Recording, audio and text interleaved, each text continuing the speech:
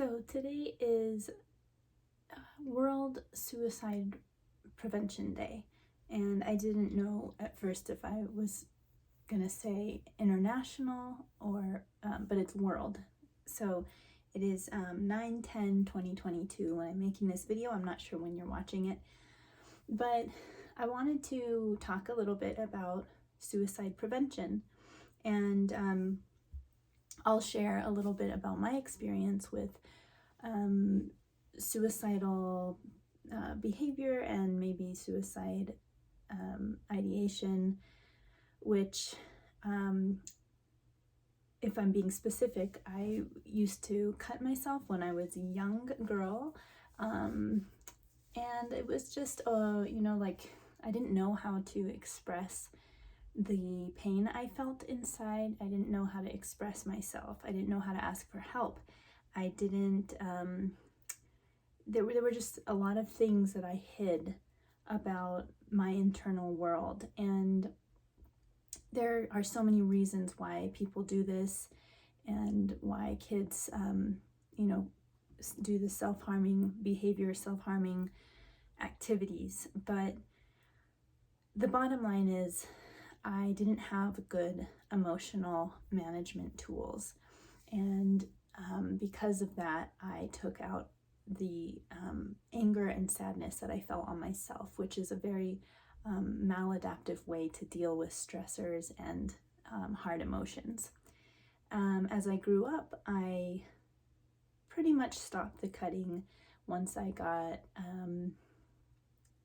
probably in my first serious relationship, because I couldn't hide the scars or the cuts, the scabs. So I had to find other ways. I was too ashamed to let that part of me show to my partner that I was with at the time. I'll just say boyfriend because I use partner in a different sense.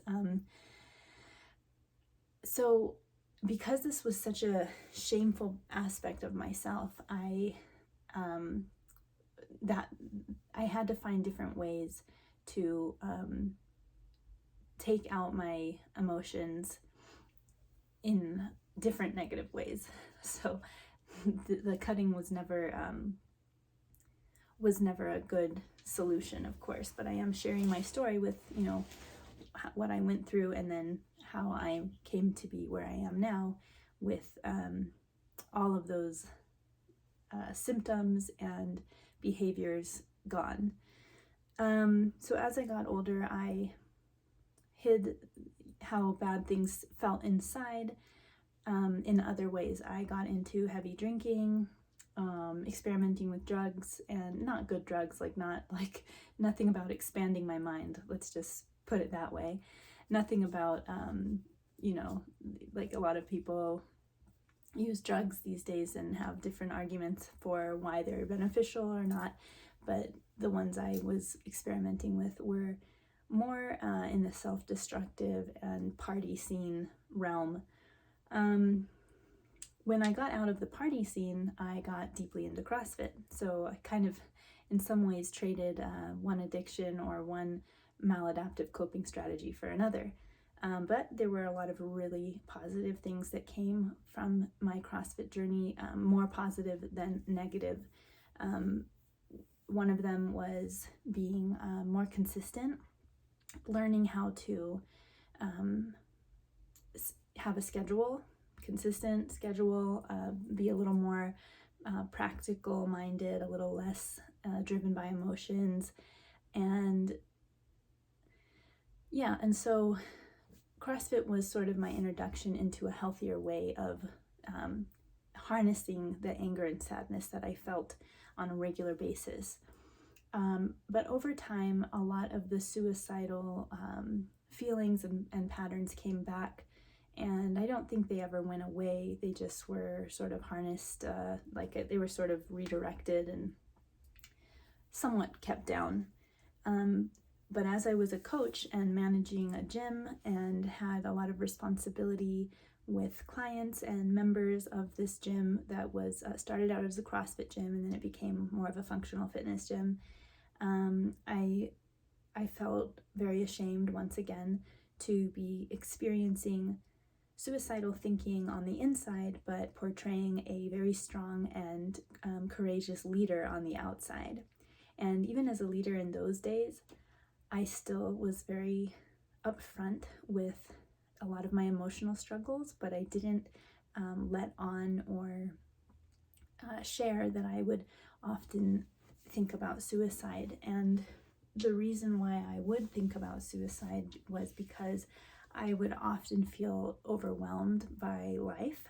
I felt like the possibility of me making it in the world, which to me meant just getting by, having a normal day-to-day existence where I could pay bills, I could pay for groceries, I wouldn't feel stressed and overwhelmed by all the things that are demanded of us by being alive, going to the DMV, taking care of yourself, thinking about the future, providing for yourself, all of those things. I felt like it was too hard for me to do that. I struggled a lot with believing in myself, feeling confident, even though I was a very capable athlete and fitness coach, and I really believe that I helped a lot of people even in those days. There was this side of me that just didn't feel like I could do the existing thing. I didn't feel like I belonged. I felt very insecure and, like I said, low self-esteem about the fact that I didn't go to college. I would judge myself, compare myself, and this led to a lot of internal suffering. So eventually it grew so big. All of those feelings and thoughts and comparison grew so big within that I felt very close and in touch with that suicidal aspect of myself that I had carried along with me since I was a little girl. And I began to really struggle and have many emotional and mental breakdowns by myself. So again, I would hide that I was going through this, and I would put on a different face, a different mask when I was in my coaching role, which was every day. So every day I might go home, and I was also in a relationship again, and I would hide as best I could the internal suffering. And then at night I would get out of bed and cry and struggle through the things I was battling, my own internal demons. The shadow of these feelings and thoughts was arising, and I didn't know how to manage it. I would also, be really hard on myself. I was really unkind to myself and how I spoke and how I just kind of viewed myself. So it was a very destructive internal dialogue and internal world that I had created. And it got to this point, and I've talked about this before. You can look in a lot of videos in the past of mine where I share this experience. I got to the point where I felt like, I don't know what I'm gonna do. I don't know if I can do this. I felt very alone because I had made myself very alone. I didn't, tell anyone these things. I had a lot of shame around feeling the way I was feeling when I felt like, again, self-judging. I felt like I didn't have the right to feel that way. I had a good life. I was, healthy and a great athlete and a great coach, and surrounded by people who cared about me, and still I just had this internal suffering that said, you don't belong here and you're not going to make it. And I believed the voice. So it got to a point where I really began to consider the ways that I would exit, and I felt very guilty about this consideration, knowing that I had a cat. I didn't have the guinea pig at that point yet. So I had my cat and I had my family. I had a bunch of members and clients who were very close to me, and I very, very much cared about them and still do. And the community was a very important part of my life, and I had my partner. And all of that was on my mind, and why I struggled so much, because I had the guilt around all of these people who love me will be so devastated. And I knew that. I knew they would hurt. I knew that they would think it's their fault, and I couldn't just abandon my cat. But I started to work through a plan, and I thought, she could be taken care of. I could leave instructions about, everything, and then I would write a letter to all of those people and explain as best I could to try to make them see that it wasn't them. It wasn't about them. It was nothing they could have done. It was me.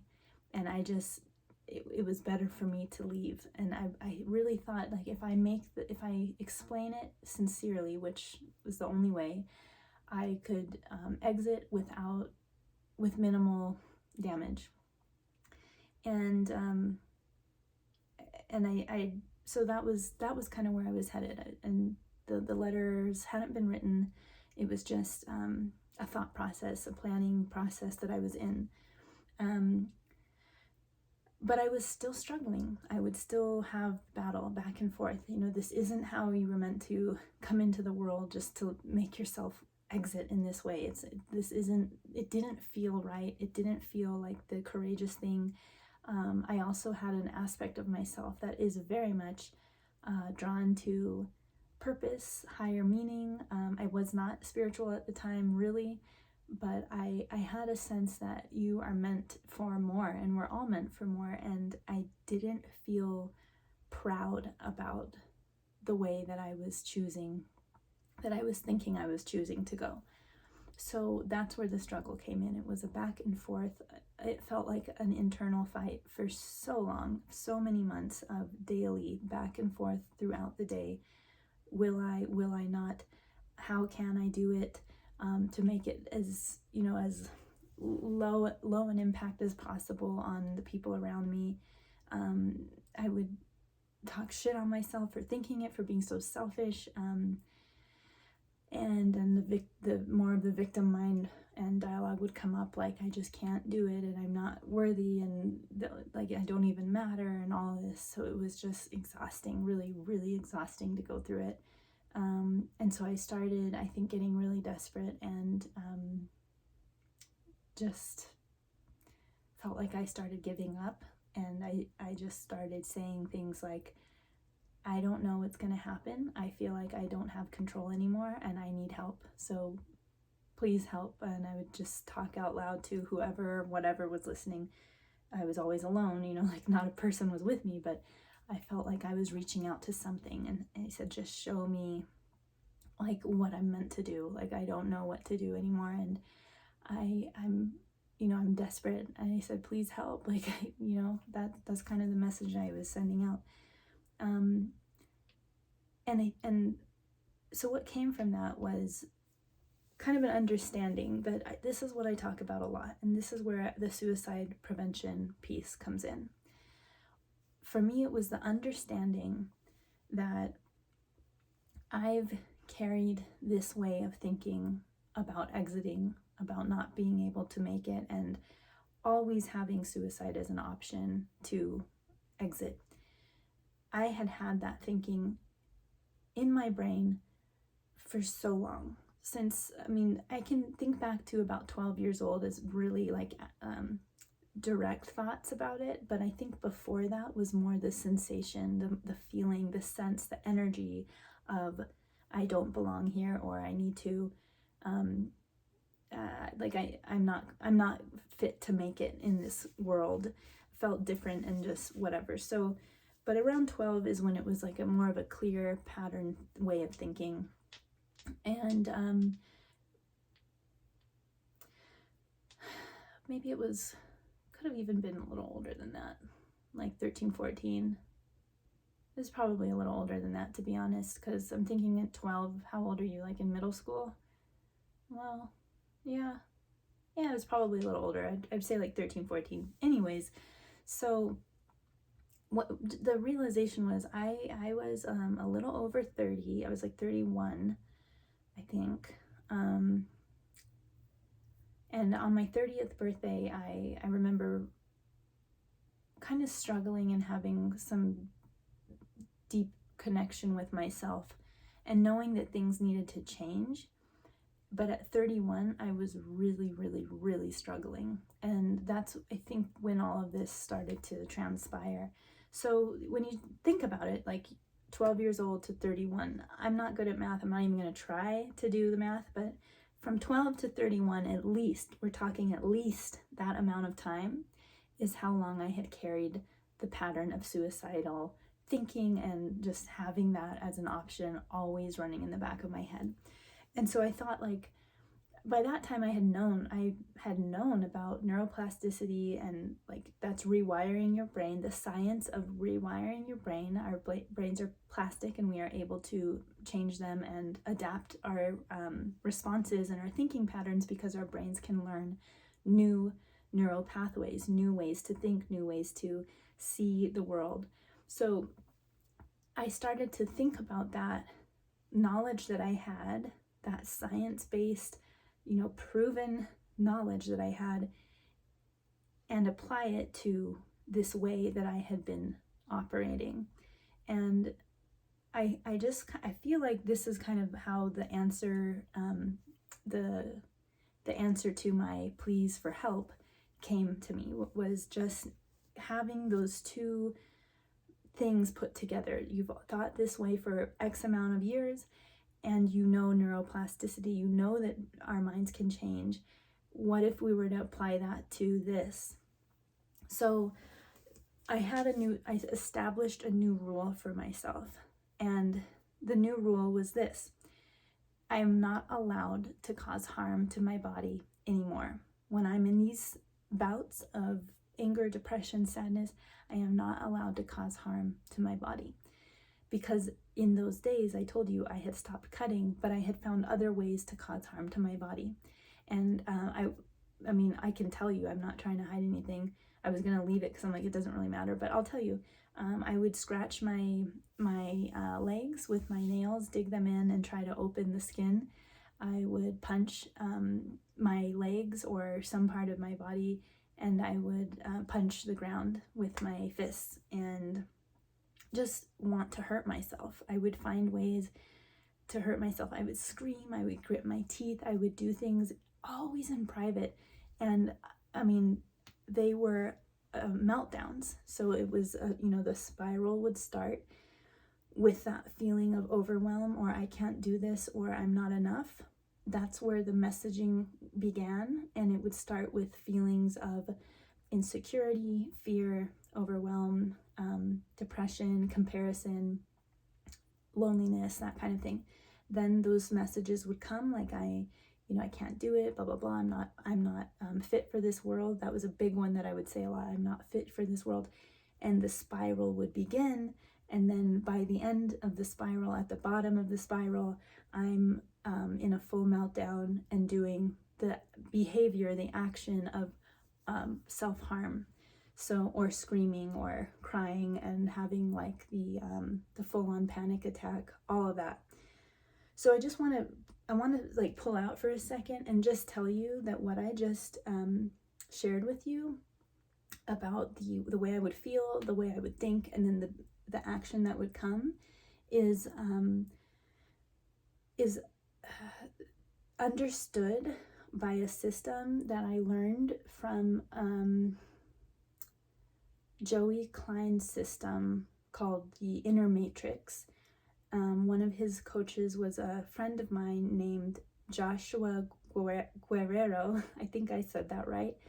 And anyways, they teach a system, or they taught a system. Joshua is doing his own business now, but at the time he was part of the Joey Klein Inner Matrix group. And they taught a system called that teaches you about emotions. I think it was called The Power of Emotions. And I actually was such a fan of this class that I hosted a class myself with Joshua as the instructor, with a group of my clients and friends and family, because I got so much out of this system. The main thing that I got from it is what I'm about to tell you.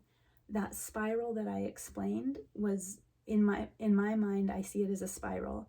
What I learned from the system is the order of the spiral, and I saw it in this way, like I saw it for myself, and so I was able to really latch on to this system. It's that our emotions cause our thoughts, which cause an action, and that is a circle that they describe in this model. And so the acronym is ETA: emotions, thoughts, actions. The emotion I would have is overwhelm, loneliness, being tired, and then things like that. And then it would lead to the thoughts of I'm not fit for this world, and etc. And then the action going down further into the spiral was the self-harming, or the screaming, or the gritting of the teeth, some form of destruction though. And yeah, I'm breaking things too, so there's that. So full-on meltdown at the bottom of the spiral, and that's how the spiral would work through the model of ETA. That made a lot of sense to me. So I wanted to pull out, like I said, and tell you the ETA model so that you can see in your own life when you have these emotions that lead to certain thoughts, that lead to a specific set of actions. It's at the emotion level that we can begin to change the thoughts and therefore change the actions. So without knowing this system, I was sort of applying these methods to my own breakthrough that I was having, where I said, I am not allowed to hurt myself, which meant when I was having the thought of I'm not fit for this world, I had to find a new routine that was part of that thought. So what I did instead was I would sit there and cry and rock back and forth like a crazy person. Like, you know, it's like if you watched a movie and you just see someone rocking, like that was what I was doing for self-soothing and for just doing everything I could to not hurt myself. And this was always alone at night, struggling through it. My partner didn't even know. So, okay. So once I got enough practice in to discontinue the self-harming behavior, the screaming, I discontinued that pattern or routine that I would run. It gave me enough space to continue making progress. So first I just stopped the action of self-harm. And let me tell you too, my will to not take that route of, I felt like it was such a quitter move. I really did. I felt like I'm here for more than this. I'm not okay with this. Was the thoughts that started to come, you know, as I got stronger in changing the routine of self-harming and thinking about suicide. So I just felt like I'm meant for more than this. I don't feel good about myself as a leader. Really a leader who's all about empowering people and being authentic with our emotions. I mean, I really always represented that. I just felt like I don't want to be so hypocritical. I really don't. I've worked really hard to have a lot of integrity in my life in other areas. I had worked really hard to be an example, and sometimes I think part of the pressure I put on myself is why I hid this shadow aspect of myself from people who could have really helped. But I just knew that that wasn't what I really wanted. It wasn't. And even though I felt that desperate and it was very close, it made me sad to think about that this is how I'm going to end. And I didn't want to. I saw more and more that I didn't want that. So this work became more purposeful as I went through and got established more strength to live and more will to live. I got fed and fueled more and more with how to make this breakthrough. There was a time then when I wrote a poem about the struggling I was still going through. It's not like it just ended. I was still in a daily fight, but things were getting better in terms of wasn't digging the nails in anymore. I was finding other things to do instead. I was directing that emotion and energy in ways that at least were not self-harming, like in that very outright way. It wasn't always the best physical outlet that I had. Like sometimes I would feel that way and work out. Sometimes I would feel that way and do the rocking, crying hysterically. But at least the self-harming was stopping and I was able to kind of gain some space, right? So then I shared a poem with a friend, and this is where I want to bring up the importance of allowing people in. I shared the poem. It was a poem that I felt was pretty much describing the desperation and feelings I had at those peak moments of, I don't think I can do this. And I wrote a poem in that state. I was exhausted that day, I remember. I had a pretty grueling schedule and I was really hard on my body. I trained with my emotions. I was mentally exhausted and I would put emotion into my training.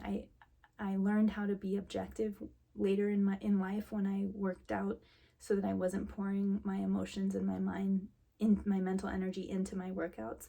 But in those days, I trained in a way that exhausted me.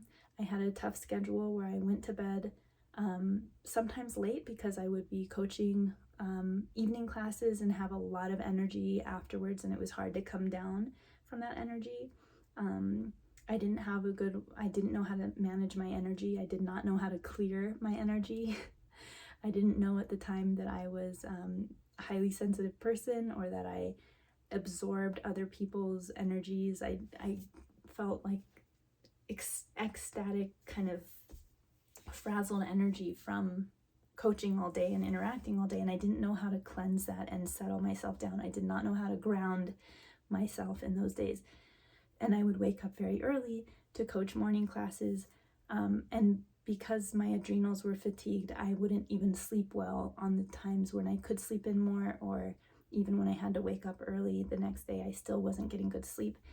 So my point is, there was a day when I was very tired, which was a normal state for me, exhaustion.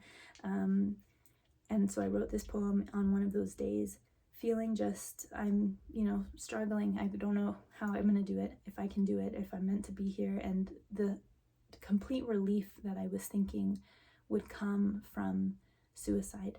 I captured that in a poem, and I didn't realize that I was being very direct. It was in my mind, I thought I was being, just poetic, but I think subconsciously this might have been a cry for help. I sent it to the friend who she was the closest friend I had in these days, and she's still a dear, dear friend. And she read between the lines. Maybe it wasn't that, much of a between the lines. Plus she knew me, so she, I did open up to her about a lot of things, and it really scared her and alarmed her, and she felt very moved to do something to help me. So she talked to me about it, and it was a very emotional discussion. I don't remember what we talked about really.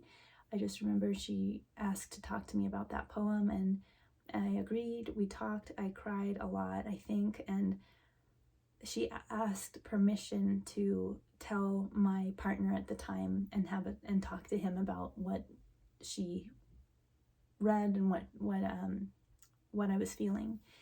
And I remember being so scared of that. I did not want that part of me to be known. It was so much in my shadow. It was so much a part of my guilt. I just felt terrible for being such a it felt like such a sorry person. I didn't identify with that. I looked on the outside like a capable, high functioning person, and I didn't want him of all people to see that it was so vulnerable. But I did agree, and I was so nervous about them having that conversation. They had it without me on a day that she said, I told her, don't tell me when you're going to have it. I don't want to know. I just wanted to live my life like I didn't know. And he brought it up eventually when they had talked about it. And that, I think, was also very helpful in this path that I was on. It didn't stop everything. It didn't make it go away instantly, but it was a very helpful, it was helpful. It helped. It was like on the hero's journey, this would be the part where you have your friends and allies coming in and saying, I believe in you, you can do it. It also felt good to put light on that shadow, to expose it, and to let the people know that I was the person that I was most afraid to let in on that part of myself. No, I was no longer the gatekeeper of this terrible secret. I was sharing it with someone who, it was significant that they knew. It was significant that my closest friend knew. It was significant that my partner knew. It was significant that I was shining light on that shadow and putting it forward in front of significant people in my life to see. And that completely dismantled the power that it had on me too, because now that I had seen it in myself, I had shared it with another, that was no longer as much in my shadow as before. It was when you can look at your shadow aspects and work with them and be honest about them, you are empowering yourself. You are claiming more of your story and more of your true self, more of what needs to come forward in order for you to progress and grow and heal. So that was a huge turning point. That was a good thing, another breakthrough moment. Now I had the breakthrough of changing the thoughts, changing the behavior to rewire my brain. And then the next breakthrough was these two helpers, these allies in my journey. The next thing that happened was thinking about this. The more I think about suicide, the more I walk down the trail. I've talked about this a lot. When you walk down a trail, you keep that trail alive. You keep it open, you keep it clear, and it's an easy trail to travel when you continuously use it. Just like if you're in nature or in the desert or what, I don't know why I said desert, but let's just say you're in nature and you're taking this trail from point A to point B. If you use that trail every day, multiple times a day, that trail is going to be the easiest route for you to take. But if you stop using it, eventually the trees grow over, animals start to cross, it becomes more of a closed up, lush part of nature.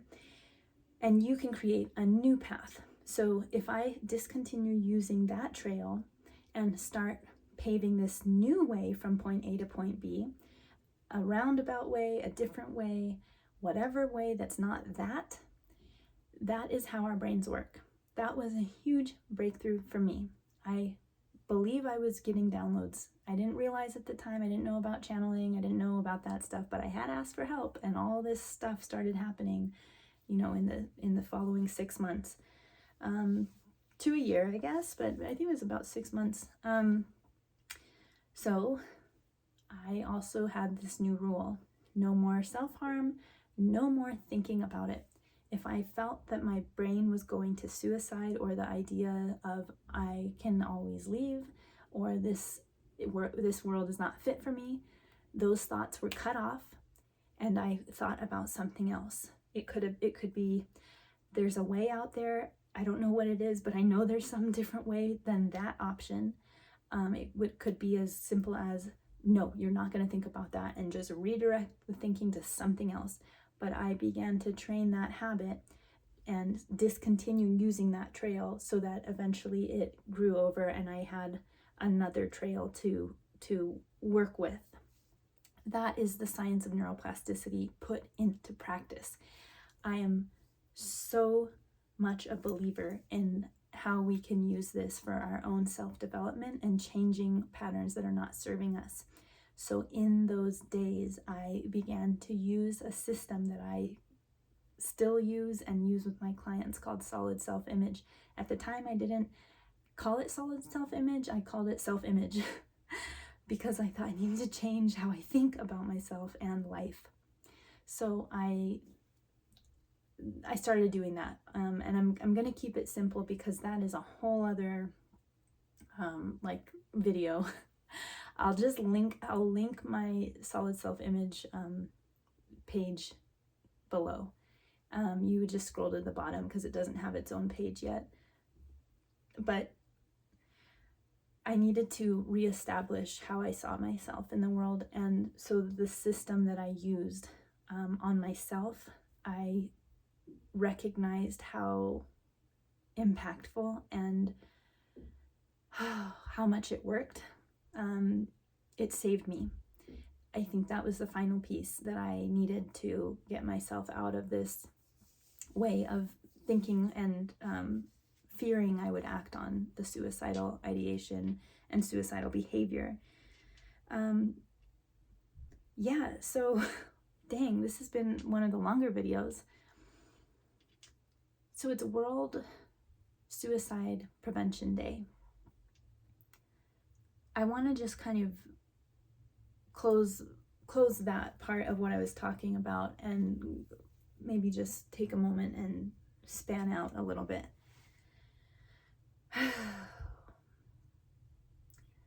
There's so many things that go into why someone feels that they're not fit for this world or they don't want to be here.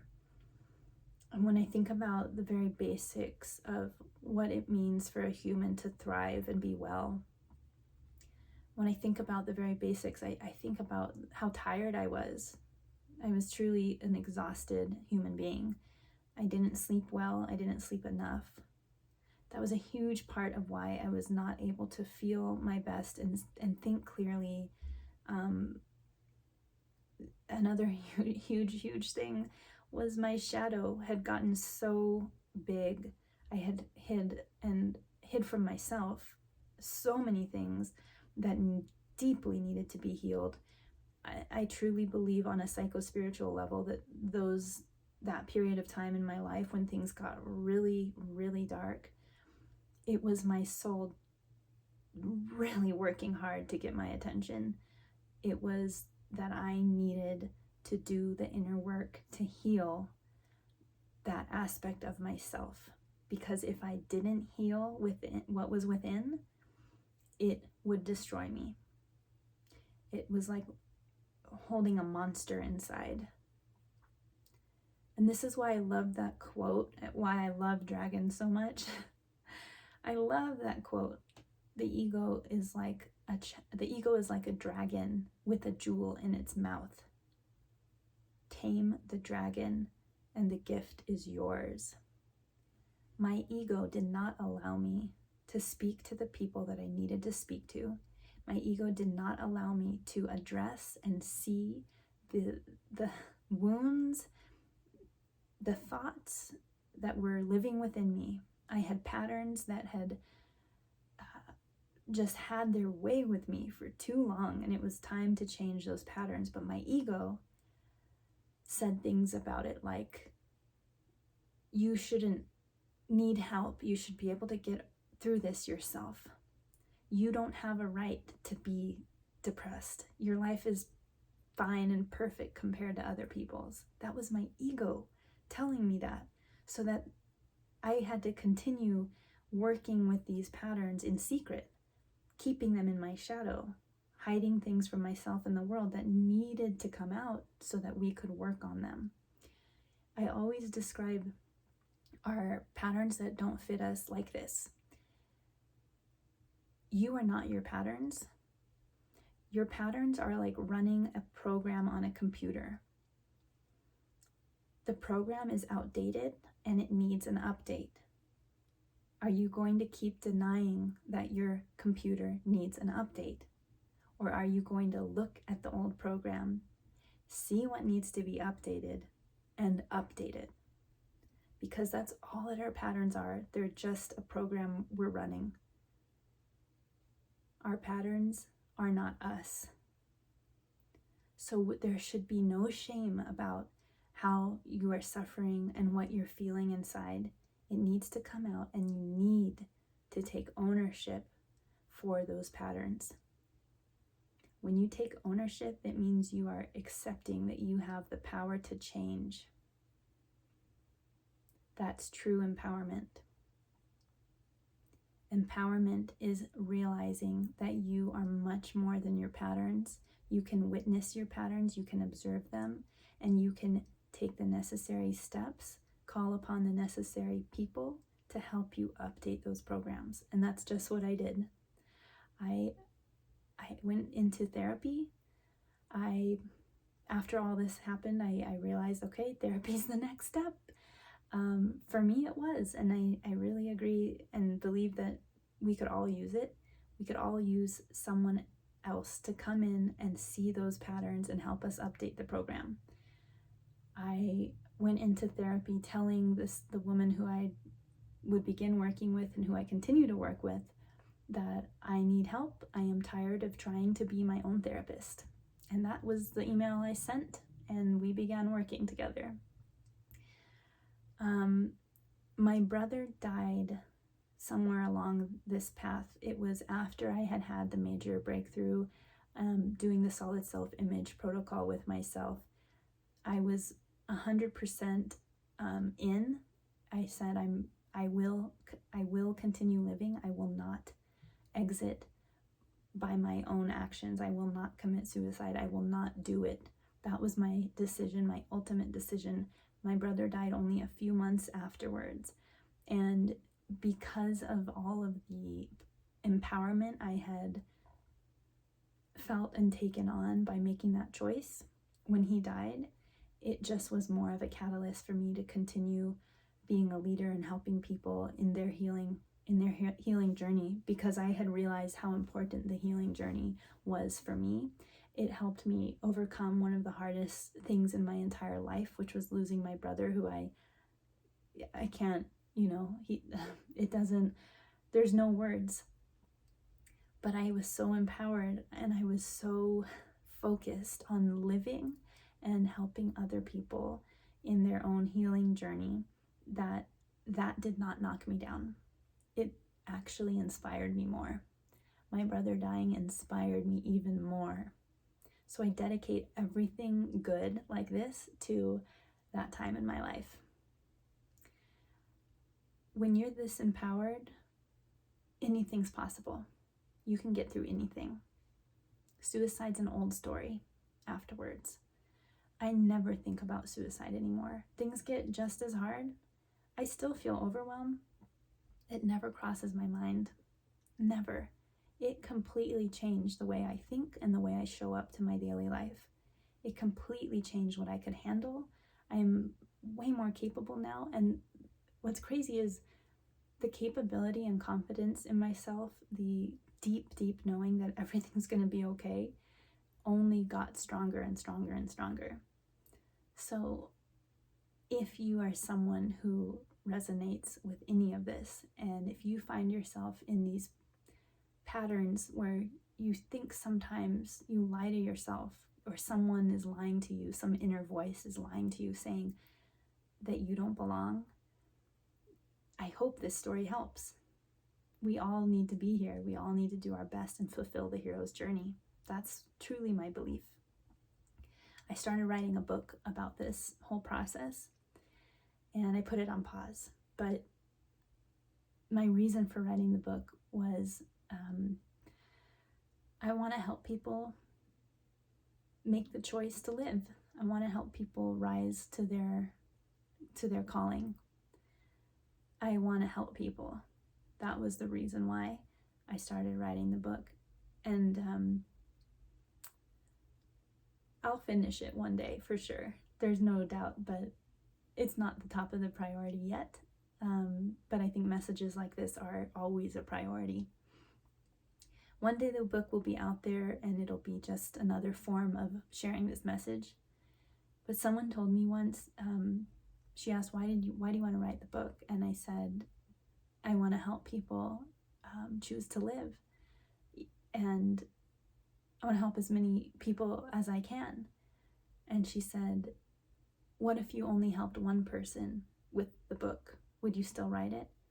And I said, yes, absolutely. If the book helped one person decide to live and change their life in the way that I know is possible because of my personal experience and that it is possible, if I could do that for one person, yes, I would still write the book, even if I knew no one else got anything out of it.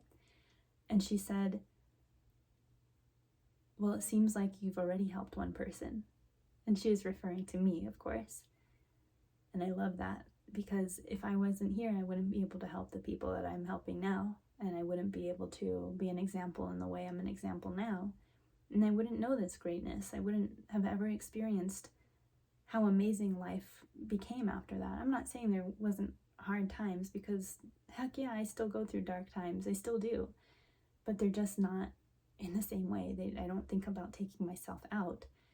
I struggle in different ways, and I feel much more grounded through the process. I know how to clear my energy now.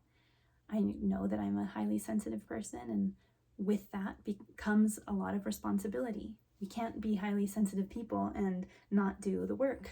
If we want to operate, we have to put some time in. I think energy clearing is so important.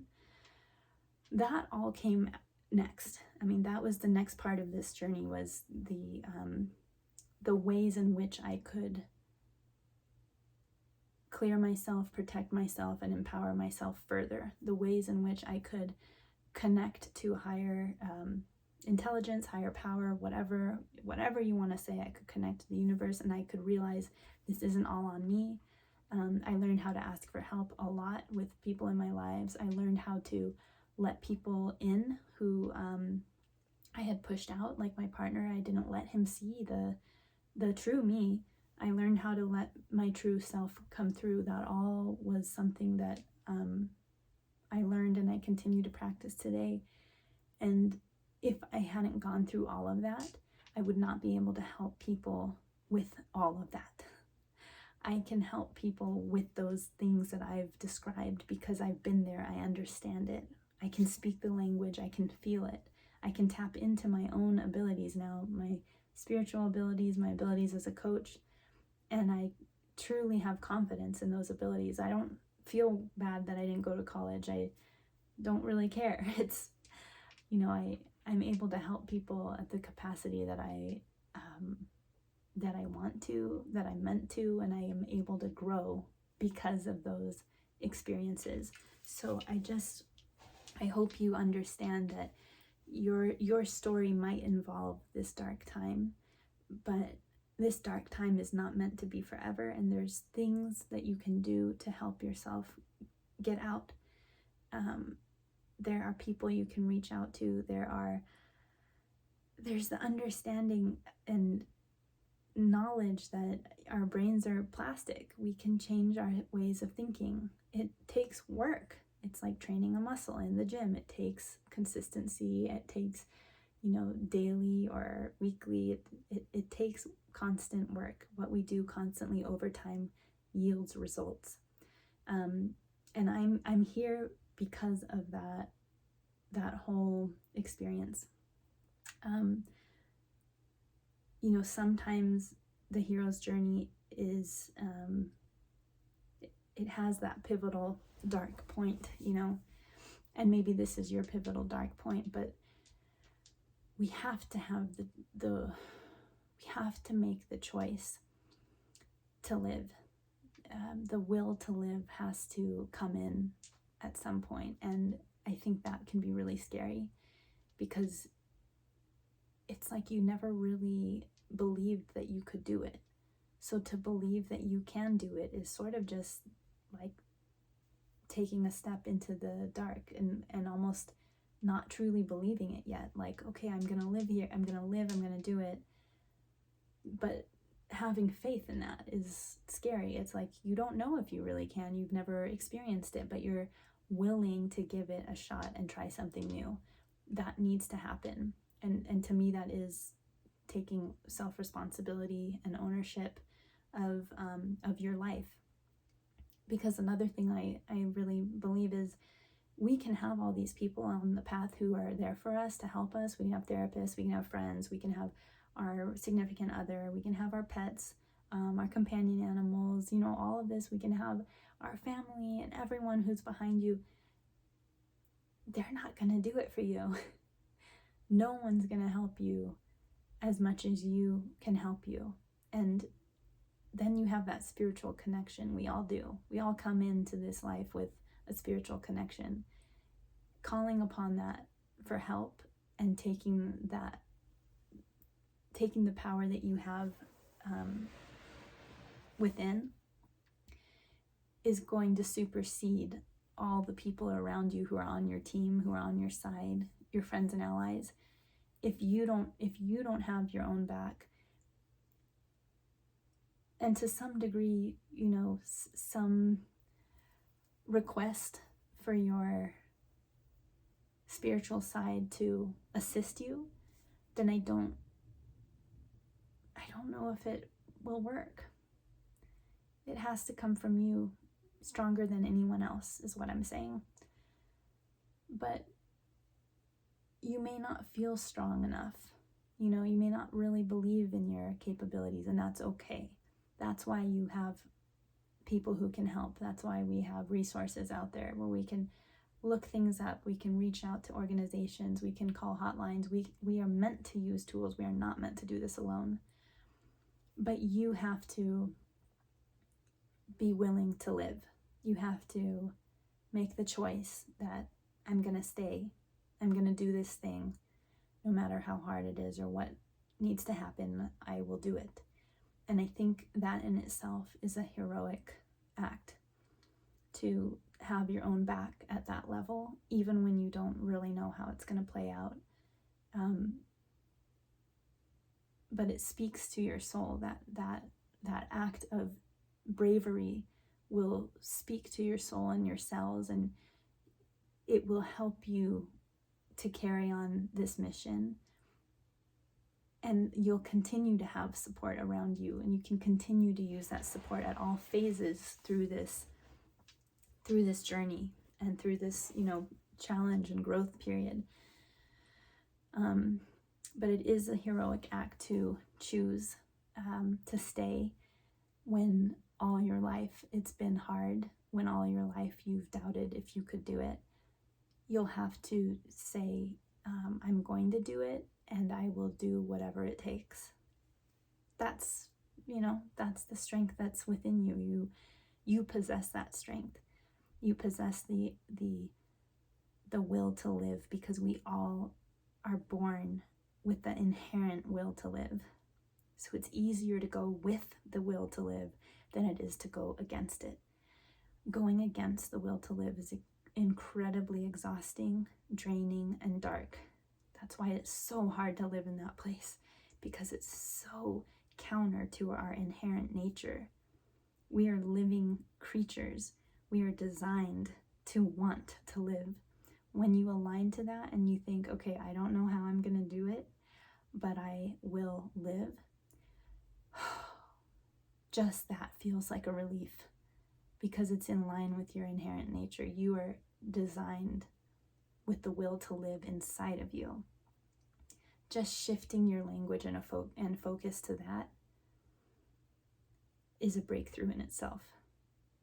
And it's a much easier breakthrough than continuing the patterns and thoughts and feelings of darkness that just completely exhaust and suffocate you. So if you struggle in any of these ways, just be open to the idea that you are a creature designed with the will to live, to thrive, to survive. Align yourself like a hero to that mission, and say out loud or write it down to yourself and to your spirit team, or whatever your religious or spiritual beliefs are. Even if you don't have a belief like that, just say it to yourself. Put it out there and say, I'm here to live, and I'm open to how I can thrive. Even if you're not sure of how it's going to work out, why don't you try saying that and see what happens next? The eating, the sleeping, the exercise, and the support system are huge, huge, huge, huge fundamentals.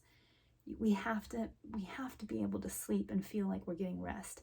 I was in such a exhausted place for so many years that no wonder it kind of came to the head, and I was really struggling at age 31. So sleep, sleep is super important. It will let you think straight. It'll let you think differently.